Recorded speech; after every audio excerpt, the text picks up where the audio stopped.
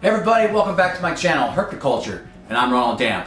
As you can see here, I'm doing a little maintenance, and I showed you guys just doing some misting, doing some spot cleaning, and just overall maintenance. As you can see, Irene's in deep shed, Janine's doing well, Ike is doing well, my hypo, Mona's doing well, she's growing, she's getting big, our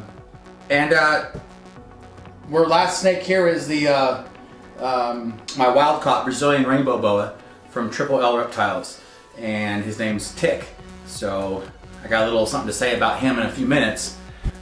His tub is fitting a little tight, like I said. It's the bottom level, so there's some sagging that's occurred with the PVC, which I'm kind of unhappy about. So the tub is fitting extra tight, and the ventilation is a little too tight. Not enough ventilation, and it's getting a little too humid in there, and I'm a little worried about mold and unsanitary or unhealthy conditions for the animal. So got my tools out with the brand new drill bit, and I'm going to make these holes a little larger, and hopefully that helps a little bit.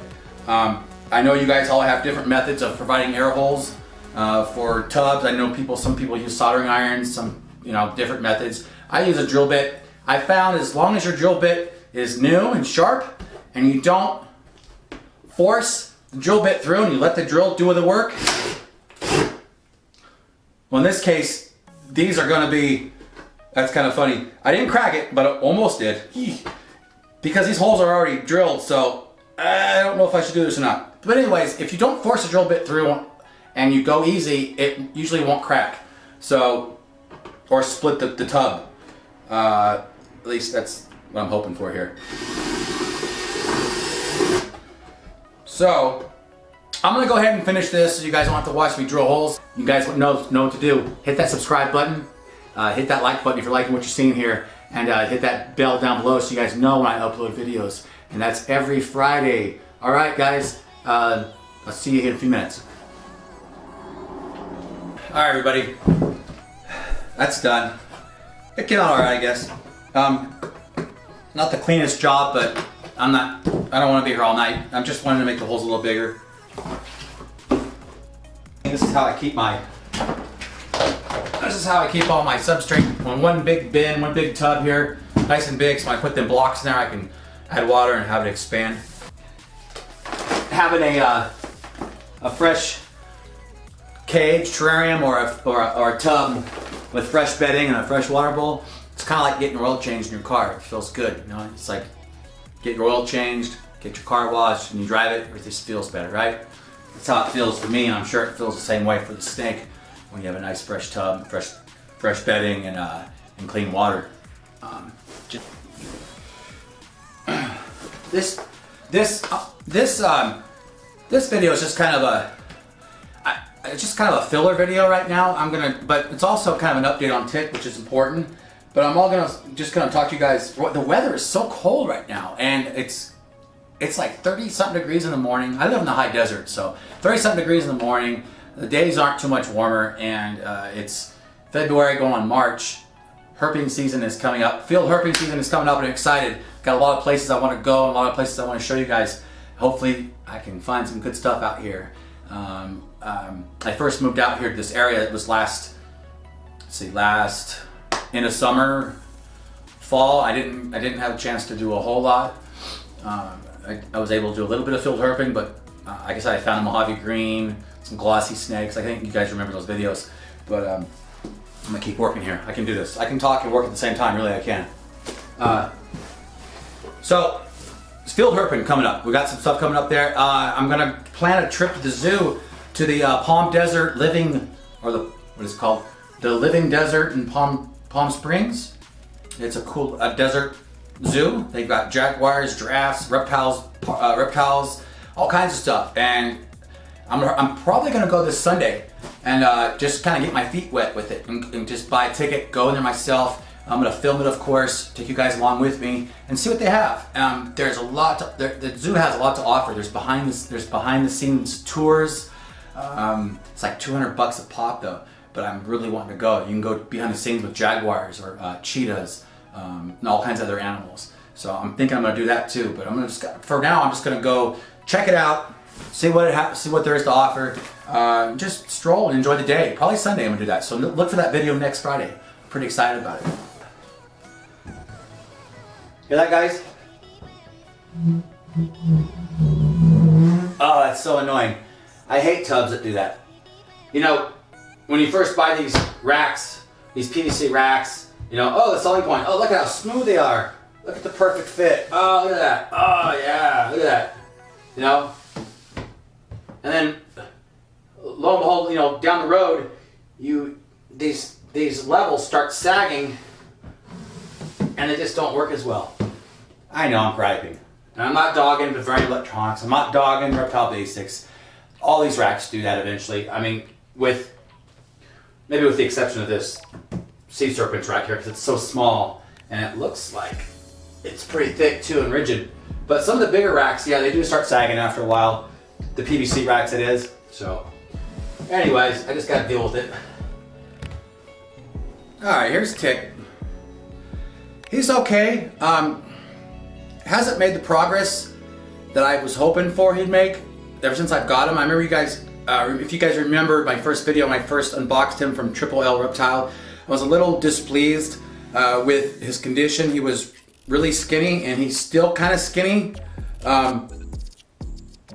He had a couple ticks on him, that's hence his name, and dead mites. It looks like they treated him for mites and then shipped him, like after treatment, which was because the inside of the bag had like blood, you know, from the dead ticks, and I don't know. It was a little bit disheartening, but it is what it is, guys. I have the snake now. He's my responsibility, and I love him. He's a good animal, and I'm doing my best to take care of him and trying to, you know, make sure he's healthy.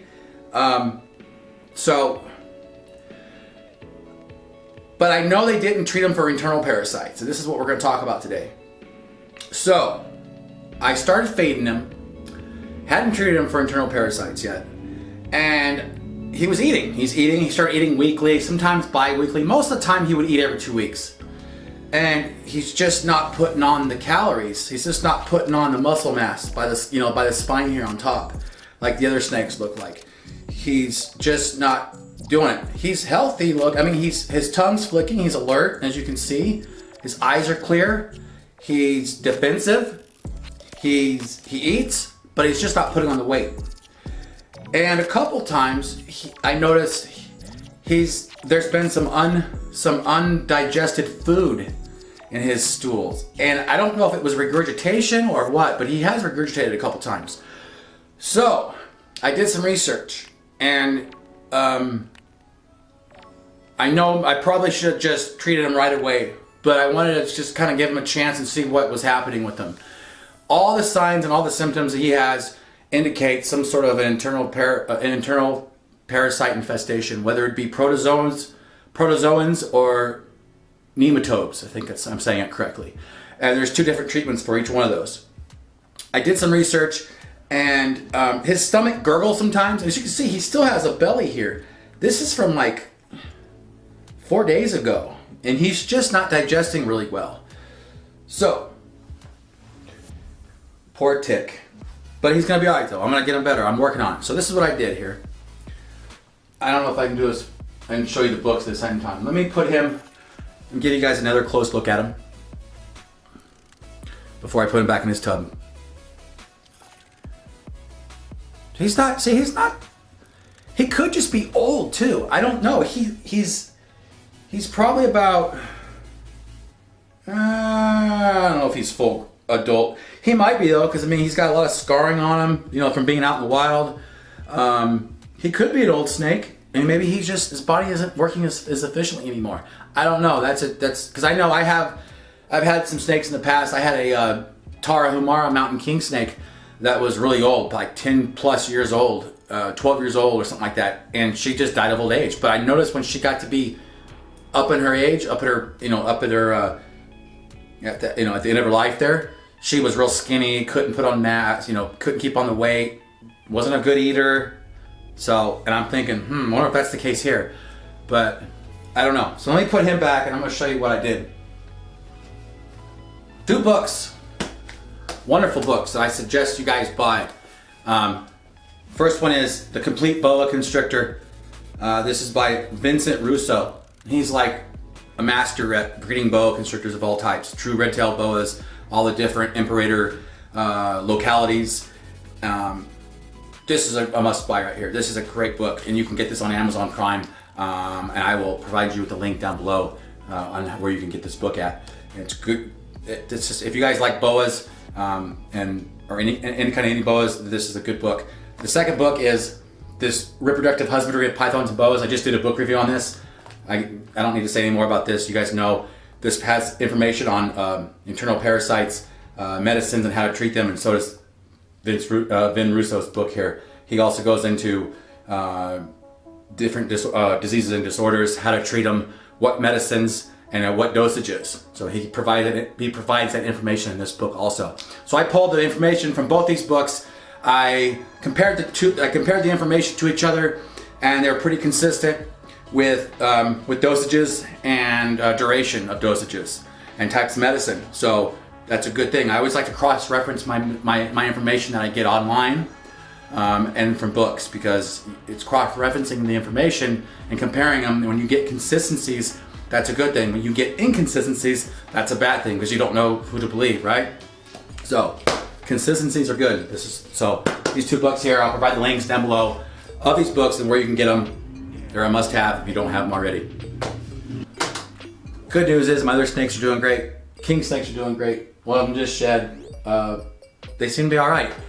I haven't seen any lockups yet. I had Ike. I had Ike inside both females' cages, Irene and Janine, and Irene doesn't want nothing to do with them. And Janine, they'll bed up together, but I haven't seen the locks yet. Unless it happened, I didn't see it. So no luck yet on breeding, but I may have to just keep trying. Maybe next year. Maybe my cool down methods this year weren't correct. I'll probably try some different things next year with the cool down.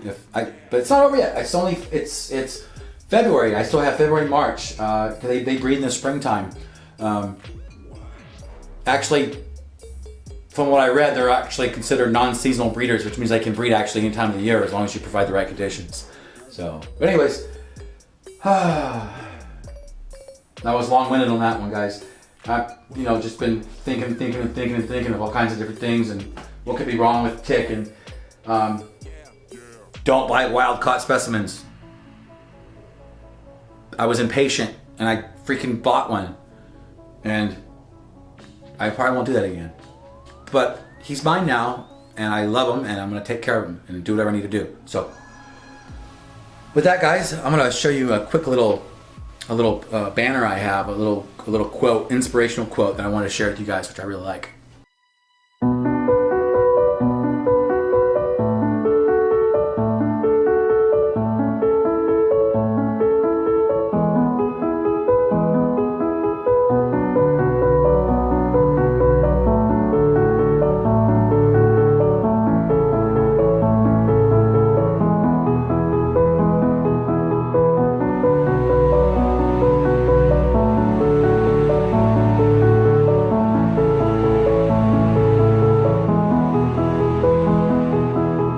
Alright guys, that was my little inspirational banner right there. That's a Buddhist saying, never give up. Because that's right guys, never give up, no matter what's going on. You know, I've been frustrated, I've had some hard times, I've had illnesses with my snakes, and respiratory infections with them. I didn't give up, I kept pursuing, and it's gone, they're gone now, it's gone. And I'm glad I did. Now I have a new challenge here with this wild-caught specimen, Tick, man. There's always something. You're going to keep animals, you're going to keep a lot of animals, there's going to be problems, you're going to have sicknesses, and there's going to be illnesses, and there's going to be issues. And breeding too, from what I understand, breeding is a whole other thing. You know, when you breed, there's going to be deformities, there's going to be problems, and your animals aren't going to breed all the time. And you see these guys you see other people on YouTube, and every time you turn on their channel, they're producing babies, and blah, blah, blah, blah, look at this, look at that. You know, it's not always like that. And at least I'm not speaking from experience, but I'm speaking from what people have told me. It's not always like that, and you have to be patient and never give up, guys. So, I'm just speaking to myself right now. I'm just, because sometimes, I go through hard times, and I go through, periods where I'm just unmotivated, and I'm just like, man, I'm just burnt. But especially with the weather being cold and dark and rainy, the storms we've had the last couple weeks, man, have just been depressing.